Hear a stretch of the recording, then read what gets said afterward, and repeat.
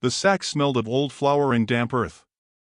Evelyn's breath came back at her in short, wet puffs, hot against the canvas. Her hands, tied behind her with a length of braided mule rope, had gone numb. Snowflakes caught in her lashes through the slit in the sack. She heard their boots crunching around her, her two stepbrothers, Boaz and Eli, who never called her sister unless they needed something from her mother's pantry. The river wasn't far. She could hear it, thick with ice but still moving, like a body twitching in its final sleep. The wind dragged through the pine trees above the banks, rattling the frozen branches. Evelyn didn't fight. She'd stopped fighting the moment they told her she would marry the sheriff. Not asked. Told. Like a goat traded at the market. You should have said yes, Boaz muttered, his voice close, breath sour with liquor. Sheriff's a man of standing. Ain't nobody else gonna take you. Not with that mouth. Eli chuckled behind her. Won't have to worry about her mouth much longer. She stumbled as they pushed her forward, the snow catching at her skirts. Beneath her shoes, the frost cracked, the river drawing nearer. Somewhere behind her, the town watched without watching, shutters barely open, doors shut but not locked. The sheriff had told them it was her father's fault he was dead. A misunderstanding, he'd said, a lawman forced to act. Evelyn's father had stood his ground on a land dispute and had been buried without a trial. Now she was the only one left to bury. Boaz hissed something under his breath and yanked her forward. The cold bit through the sack like teeth. The air changed, thinner, crueler, the edge of the riverbank. She could smell it now. Ice and something metallic. Her heartbeat slowed, the way it had when her mother passed, just a deep ache, a farewell whispered between bones. She had thought she might scream when this moment came. But all she felt was a quiet. Not peace. Not fear. Just stillness. Any last words, sister? Eli said, tightening the rope behind her back. He always laughed too loud. He thought cruelty made him clever. Boaz bent to whisper. You could have had a warm bed, a name.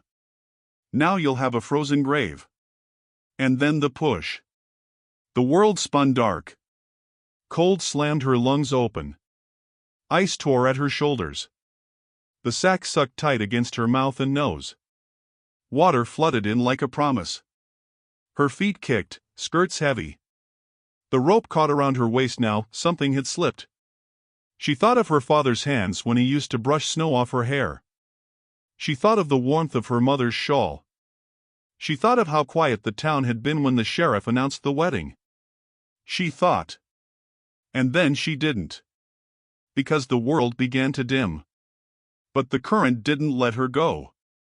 It dragged her down and down, then slammed her hard against something. Wood? Stone? No, not stone. Arms. She couldn't open her eyes, but she felt it. The pressure around her ribs. The scrape of hands, firm and unafraid. The sack ripped off her head. Light pierced her lids. Someone was there. Breathing heavy. Holding her face up. Fingers pressing into her chest, then pulling her onto snow. Her eyes fluttered open. Blurred shapes. A man's silhouette, broad across the shoulders, hair long and dark, dripping onto his buckskin coat. He knelt over her without speaking. His skin was copper-toned, his jaw strong, unshaved, and his eyes. His eyes were broken glass. Old grief inside them. But not dead. He touched her face. Gently. As if she were fire. The cold stole her breath again, and she coughed. Her chest spasmed. River water came up in a choke, bitter and burning. He didn't speak. He gathered her into his arms and stood, as if her weight meant nothing. The snow fell heavier now, covering the prints of the ones who'd thrown her in. She passed out before she saw where he was taking her. The cabin was high in the ridge, built into a fold of pine and stone. No chimney smoke. No footprints. Just a place the town had forgotten, like a wound beneath a shirt. When Evelyn woke again, it was beneath heavy blankets of buffalo hide. She smelled pine, damp wool, faint smoke. Her throat ached. Her lips were cracked. But she was alive. Barely. She blinked and saw the man crouched near the far wall, stitching something from hide. A moccasin. His hands moved with patience, not slow, but certain. The fire was faint. He hadn't risked building it up. She tried to speak. Her voice came out raw. Why? He looked up. And said nothing. Only nodded once. Not a man of words, then. The room was dim, lit only by dying coals. Wind howled outside but didn't reach her. The walls were thick. Insulated. Made to hide someone, not house them. She coughed again, and he came, offering a ladle of warm broth. She didn't take it.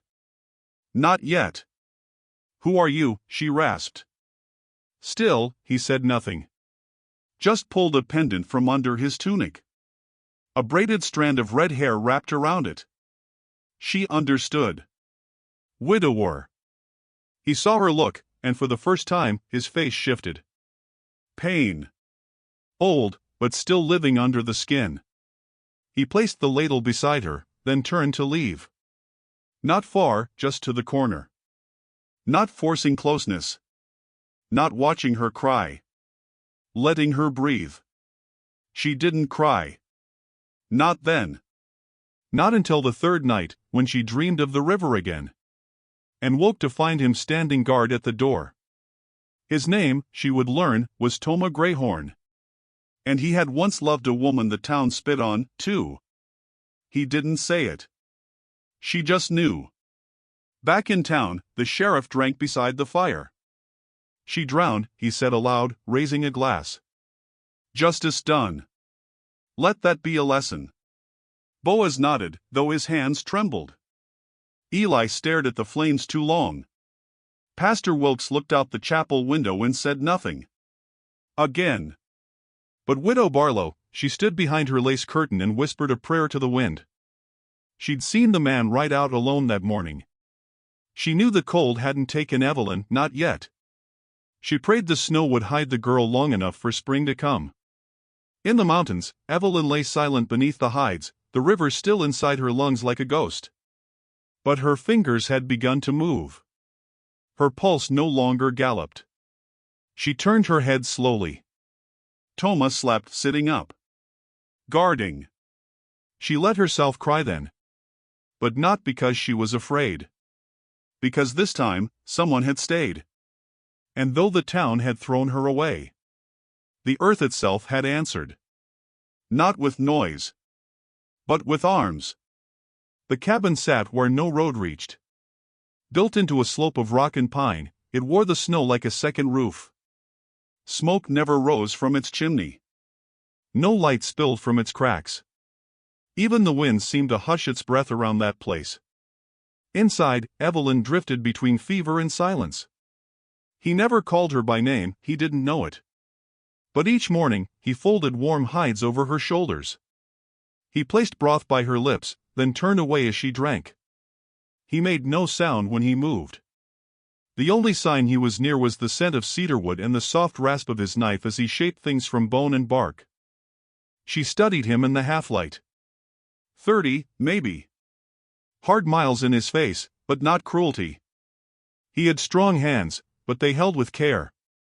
His eyes were steady, unreadable, but when he glanced at her, they softened, like embers beneath ash. The silence between them wasn't cold. It was reverent. As if noise might scare something sacred away. One night, when her strength had just begun to return, she tried to speak again. Why'd you pull me out? He looked at her for a long time. Then he sat across from her and placed a single item on the floor between them. A carved comb. Worn. Simple. And beside it, a lock of red hair.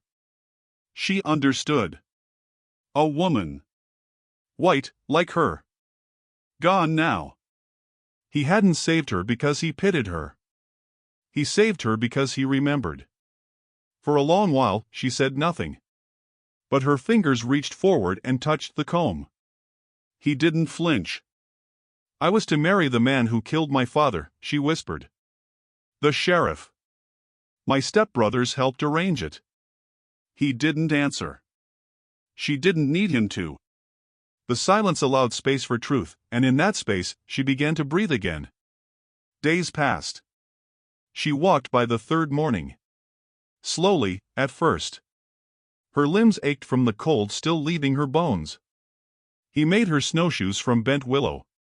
He didn't offer them with ceremony, just set them outside the door, where the sun kissed the steps. She knew they were for her. The gesture warmed more than her toes. They didn't speak much, but they moved together. He showed her how to string a line to catch snow trout beneath the ice. How to set a trap with pine bait. How to brush her path with fir branches so no one would follow. They were never loud. Not even in laughter. But one evening, when she spilled a cup of broth into her lap and let out a string of curse words her father once muttered during blizzards, he laughed. Just once. Low and hoarse. She didn't know if it was the sound or the way he covered his face afterward, embarrassed, but it made something new grow inside her. A flicker of warmth. Not romantic. Not yet. But the ache of no longer being alone. She dreamed, sometimes, of the river. Waking soaked in sweat, breath ragged, heart galloping. And he was always there. Sitting just near enough. Not touching. But watching. I don't want to go back, she whispered once. He turned his head slightly. Not just to town, she continued. To being her. The girl who did what she was told. Who wore lace and lowered her eyes. He didn't nod. Didn't blink. But she knew he understood. The fire in the cabin stayed small. He never stoked it high. He had reasons. She saw him scan the tree line before every log he fed it. He was hiding. Just like her. But from whom? She didn't ask. Instead, she watched. He never faced east. He carved during the evenings birds, horses, stars. Small things. As if making something was his way of holding on. Each piece, when finished, was set on a shelf beside a wooden rattle. She ran her fingers along the rattle one morning. Yours? She asked. He shook his head. He didn't elaborate. She didn't press. But when he turned away, she saw the shift in his shoulders. Pain, not new, but worn like a coat. Winter deepened. The river froze solid. The wind turned cruel. Still, the cabin held. They moved like two halves of the same thought. She cooked now, flatbread and roots, small stews. He brought her pelts and stitched her a cloak. She began to wear her hair differently, braided up the way her mother used to. She didn't feel pretty, but she felt clean. Whole. One night, he returned with a bloodied shoulder. A wolf had struck at dusk. He hadn't made a sound when he entered, but the blood spoke for him. She pulled his coat off, cut his shirt open, cleaned the wound while he sat like stone. You should have called out, she murmured. He met her gaze. Would have scared you. It was the first full sentence he'd spoken since she arrived. She didn't reply. Just kept wrapping the bandage, slow and firm. Thank you, he said, finally. It struck her. Not the words, but the way he said them, like someone learning how to speak again. You don't owe me for stitching you, she said softly. You already saved my life. He shook his head. That's not what I meant. They didn't speak again that night. But neither of them slept. By the end of the second week, she could walk the ridge trail alone. She stood once on the edge and looked toward the town. Smoke rose in the far distance. A bird circled high above. Her breath left her in clouds, but she didn't shiver. Something in her had changed. She was no longer surviving. She was choosing. Choosing to stay hidden. Choosing to heal. Choosing not to return. Still, she knew it couldn't last forever. The town whispered. Tracks would be found. Spring would come. But for now, she had her voice again. Her body. her breath. And a man who never raised his voice, but listened with everything he had. One evening, after the snow stopped falling, she sat across from him at the fire. She traced patterns in the dirt floor with a stick. "If they come back," she asked, "would you help me stand?" He looked at her a long moment. Then, simply, yes. That was all. It was enough.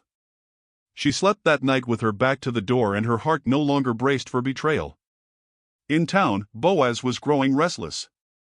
Eli had started asking too many questions. The sheriff warned them not to stir old ghosts, but the guilt grew louder than orders. A peddler claimed to have seen a woman walking through the trees above the bluff, barefoot and alive. He must have taken her, Eli said. That half-breed widower. The one who lost his wife. Boaz spit into the snow. Let the sheriff know. And just like that, the trees began to whisper of danger again. Inside the cabin, Evelyn brushed snow from her shawl and watched Toma sharpen his blade by firelight. He didn't hum. He didn't smile. But when she laid the plate of food beside him and sat without asking, he looked at her, truly looked. She wasn't just the girl he had pulled from a river. She was becoming the woman who chose not to drown again. And in the fire's faint glow, he reached for the carved comb and held it out to her. Not to mourn the past, but to offer it forward. Her fingers took it. No vows. No speeches. But something passed between them, quiet and permanent. And outside, snow began to fall again. But inside, they were no longer cold. The wind had stopped screaming by the third week, and the snow fell softer, like breath, not punishment. Evelyn rose before the sun, wrapped in the heavy cloak Toma had sewn for her from wolf hide. The edges still bore his stitching, uneven but strong. She tied it at the throat, stepped outside, and let the hush of the forest settle into her chest. No bells. No gossip. No eyes measuring her worth. Just the sound of her name carried in the branches, the way her father used to call it Evie, drawn long, like a promise not to rush. The river below remained frozen, a silver scar across the valley. She stood above it now, not beneath. Her limbs ached less each day. Her hands no longer shook when she braided her hair, and the cold that once lived behind her ribs had gone. Toma chopped wood near the tree line. Shirtless despite the cold, sweat shining on his skin. He moved like someone who'd been made from the land, not just raised on it. She watched him quietly. Not with longing, but with something deeper, recognition. Both of them were ghosts returned to flesh. Inside, she had begun carving again. Her father had taught her once, long ago, how to shape figures from pine. At first, she only traced the old lines in the wood, her hands remembering more than she did. Now, she shaped faces, sharp-nosed, wide-browed, quiet-eyed. One of them looked suspiciously like Toma. She didn't tell him that. He noticed anyway. He said nothing. Just set a carved hawk beside it, a reply without words. Their language was a slow thing, like snowmelt. No declarations. Just gestures passed back and forth like blankets shared on cold nights. Sometimes, she caught herself smiling without knowing why. But in town, her name had begun to surface again. Whispers in the tavern. Glances in the church. She drowned, someone said. I heard otherwise, someone answered. Pastor Wilkes stayed quiet, but he heard the questions circling like vultures. Eli drank more. Boaz stopped showing up to help the sheriff at the jail. And Sheriff Cray, he never said her name out loud, but he had begun asking for volunteers to sweep the ridge trails. Bear tracks, he claimed. Widow Barlow overheard and sent a boy running with supplies tucked in a flour sack. Take it up to the pines, she whispered. Tie a red ribbon on the handle. She'll know it's from me. The boy didn't ask who she was. He'd heard the stories. Ghosts didn't eat biscuits. Evelyn was alive. The town just didn't know what to do with that truth. Alive meant someone had lied. And lies meant cracks in the woodwork. In the cabin, Evelyn sat near the fire, the comb Toma had given her now tucked safely in a cloth satchel. She only brought it out when she needed to remember the girl she had been. The one who almost didn't make it. Was your wife like me? She asked one evening. Toma stirred the stew with a carved spoon. His hands paused, just slightly. No, he said at last. She wanted to be liked. Evelyn looked into the flames. I never did. He smiled, just the corner of his mouth lifting. That's why you'll survive longer. That night, she found herself dreaming not of drowning, but of dancing. In boots too large, stepping over pine cones with no rhythm. Her hair down. Her arms bare. She woke laughing. Toma looked over at her from his corner, one brow raised. She didn't explain. He didn't ask. The first snowshoe prints appeared 2 days later. Not theirs. Larger. Heavy. Toma saw them first and said nothing until nightfall. Then, while she carved near the fire, he stood beside her and drew a shape in the dirt floor with the end of his knife. A boot. She understood immediately. Her breath hitched. He placed his hand on her shoulder, not to soothe, but to say you are not alone. Do we run? She whispered. No, he said. We don't run. She didn't ask what that meant. She only packed. Not to flee. But to be ready. The cabin, once a cocoon, now felt like a place someone could find. The next morning, she folded the dress she'd worn the night they threw her into the river. It was stained and torn and smelled faintly of cedar and blood. She didn't throw it out. She folded it into the stove and lit the match herself. The fire took it quietly, without protest. Toma watched without interrupting. You ready? He asked after. For what? To live. She hesitated. Then nodded. At dusk, they left the cabin behind. Only for a day. Toma led her to a hollow deeper in the woods, where deer came to drink from a hot spring beneath the snow. Steam curled up like breath from a wound. He knelt there and placed a carved stone into the water. She knelt beside him. The stone read, For Anna. For silence. She didn't ask. But when he handed her a second stone, blank and waiting, she scratched the letters in with his knife. EMH Evelyn May Hartley. She placed it beside Anna's. Now the woods had 2 names to remember. On the way back, she spoke. I want to be seen again. Just, not by them. Toma glanced at her. You will be. The right ones always look long enough. Back at the cabin, she braided her hair tighter. Sharper. Like armor. She cooked with more spice. She stood straighter. She asked for a rifle and learned how to clean it. She began writing in the dirt stories her father used to tell, lessons he taught her. Toma would erase them silently once she was done, not because they weren't worth keeping, but because he knew she needed to make room for more. In town, Widow Barlow found a scarf snagged on a pine branch, fluttering like a question. It was Evelyn's. She tucked it under her apron and said nothing.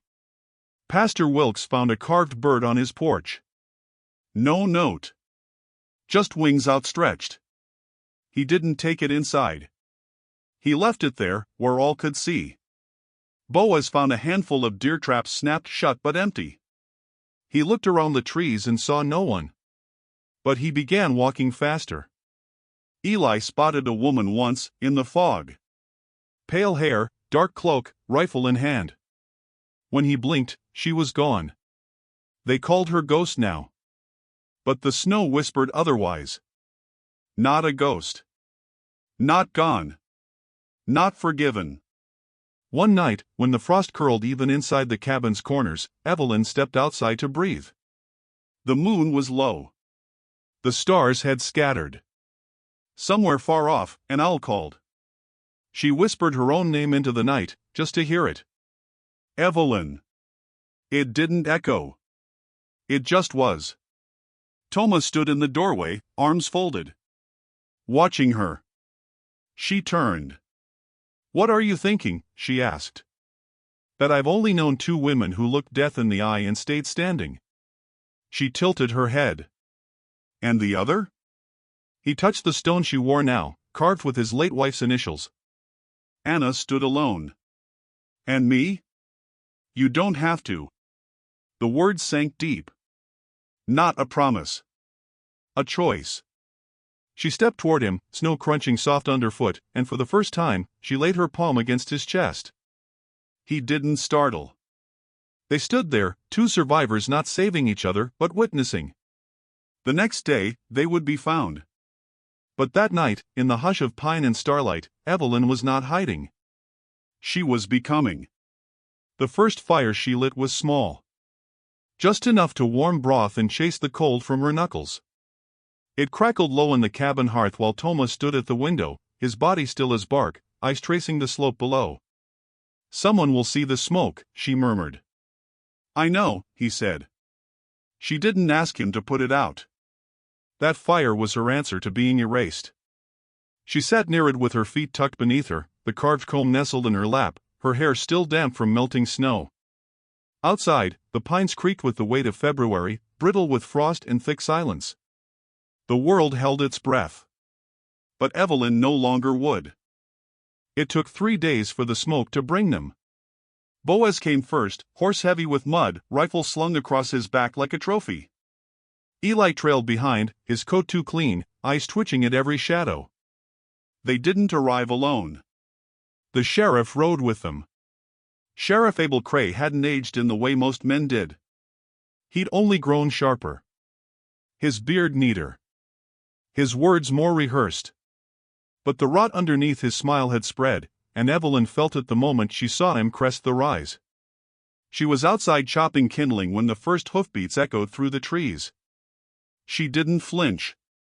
Just turned, saw the 3 figures high against the gray sky, and calmly dropped the axe. Toma stepped outside, his knife already sheathed at his hip, rifle slung across his shoulder. He didn't move toward her. He stood beside her. Not shielding. Not hiding. Together. The sheriff dismounted first. Well, hell, he drawled, I sweeping the cabin like it was an insult. Would you look at that? We was just out here looking for signs of bear activity. Boaz smirked behind him. Eli didn't. Evelyn's hands didn't shake. You're trespassing, she said. Cray laughed. I'm the law, girl. I am the boundary. Toma didn't speak. But his hand rested on the butt of his rifle. Eli cleared his throat. She was supposed to be wed, Sheriff. This isn't legal. Neither was throwing me in a river, Evelyn said softly. They stilled. Boaz spat in the snow. We did what had to be done. You were out of line. And we were never my blood, she interrupted. Cray stepped forward. You always were dramatic, Evelyn. You think hiding up here with this Injun makes you brave? Makes you a martyr? No, she said. It makes me alive. Something in her tone made Eli shift backward. Cray's smile faded. You know I could drag you back down that hill, and no one blinked twice. You were gone, drowned, mourned. They've moved on. You were history. She lifted her chin. Then why are you here? He didn't answer. Behind him, Boaz's grip tightened on his reins. Toma stepped forward, not a threat, but a presence. He didn't reach for his weapon. He didn't need to. The stillness in him spoke louder than steel. Cray's jaw twitched. This your husband, then, he mocked. He put a ring on it? Or just claimed you like a stray dog? Evelyn moved past Toma. She walked to the line between shadow and light, where the fire smoke still curled faintly from the chimney. I'd rather be claimed by a man who carries silence than one who carries corpses. The words landed. Boaz muttered, we should burn it. Burn it all. Cray didn't look at him. He was watching her now with something older than rage. Something wounded. As if her defiance insulted the version of himself he was trying to keep alive. She's not worth it, Eli said quietly. She's just. Say it, she dared him. Eli looked away. Toma stepped beside her. Cray straightened. We'll be back. Evelyn nodded. Then bring more men. Bring more lies. Bring the rope you used on my father. But next time, Sheriff, come knowing I don't drown twice. The wind kicked up just then, scattering ash from the woodpile. It drifted around them like tiny embers, carried upward in silent defiance. Cray mounted again. Boaz stared a beat longer, as if unsure whether he hated her or feared her. Eli didn't look back at all. They disappeared down the ridge. Toma didn't speak until the silence had settled like snow. You should have let me speak. You did, she said. You just didn't use words. That night, they packed. Not to flee, but to be ready. The cabin would be defended, if it came to that. Evelyn cleaned the rifle, counted the rounds. Toma sealed the windows. They made no speeches. No vows. Just movements passed back and forth like a prayer with calloused hands. She wrapped the carved comb in linen and tucked it in her bodice. If fire came, she would not go nameless. In town, Widow Barlow heard the sheriff's horse return late. She noticed the tightness in his jaw, the way he slammed his door harder than usual. Found her, he said, though no one had asked. Pastor Wilkes said nothing. Just stared at the snow falling through the stained glass and wondered if the Lord sometimes lit women on fire instead of saving them with grace. The townsfolk felt something shift. A reckoning coming. In the woods, Evelyn stood beneath the dark pines, hair braided high, rifle against her back.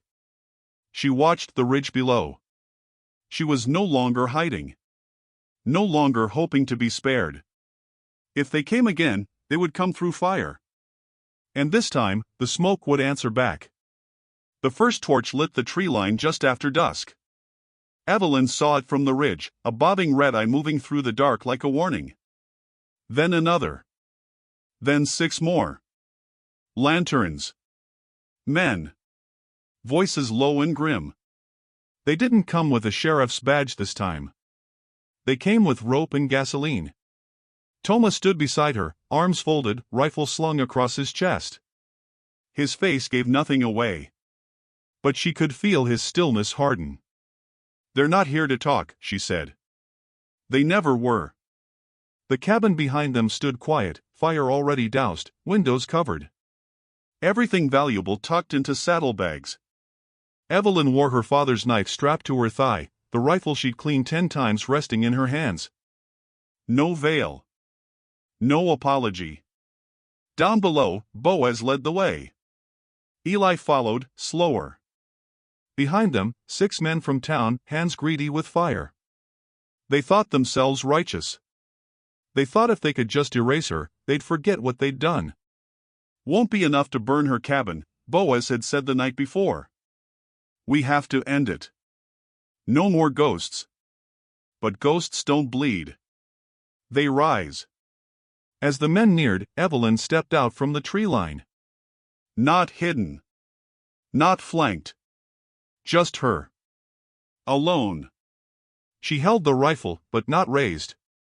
Her face caught the moonlight, pale and sharp. Stop there, she called, voice ringing clear as a bell against the pines.